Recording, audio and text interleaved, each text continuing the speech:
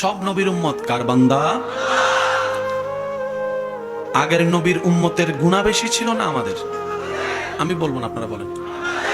শুনেন, মুসা নবীর উম্মতে ফেসবুক ছিল না, মুসা নবীর ঈসা নবীর উম্মতে ইউটিউব ছিল না, কথা কয় না তো। দাউদ নবীর উম্মতের কাছে হোয়াটসঅ্যাপ ছিল না। এবার বলেন, তুলনামূলক গুনাহ কারা বেশি করি? সবার মুখে একটু শুনতে চাই কারা।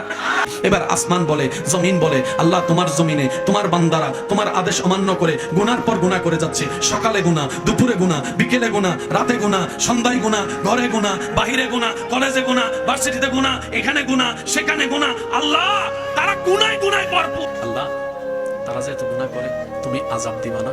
আযাব দিবা না? আযাব দিবা না? মাটি বলে আল্লাহ আযাব দিয়ে ধ্বংস করে দাও, জমিন বলে আযাব দিয়ে ধ্বংস করে দাও, সূর্য বলে আযাব দিয়ে ধ্বংস করে দাও। একটু আওয়াজ দিতে হবে। চন্দ্র বলে আযাব দিয়ে ধ্বংস করে দাও।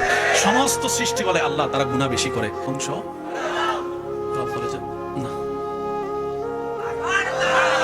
এবার আল্লাহ তাআলা বলে, ও জমিন তোদের কথা ঠিক আছে, আগের চাইতে এই বান্দারা একটু বেশি গুনাহ করে, তারপর আমি আল্লাহ আযাব দিব না। আল্লাহ কেন গো দিব না, কেন গো দিব না? রব বলে যে জমিনে তখন আযাব দিয়েছিলাম যখন সেই জমিনে আমার রহমতুল লিল আলামিন নবীকে পাঠাই নাই। যেদিন থেকে আমার রহমতুল লিল আলামিনকে আমি ধরাই পাঠিয়েছি, ওই নবীর খাতিরে ওই আযাব দেওয়ার সিস্টেমটাই আমি বন্ধ করে দিয়েছি। সবার যা হবে হাসরের ময়দানে বিচার হবে। বলেন সুবহানাল্লাহ।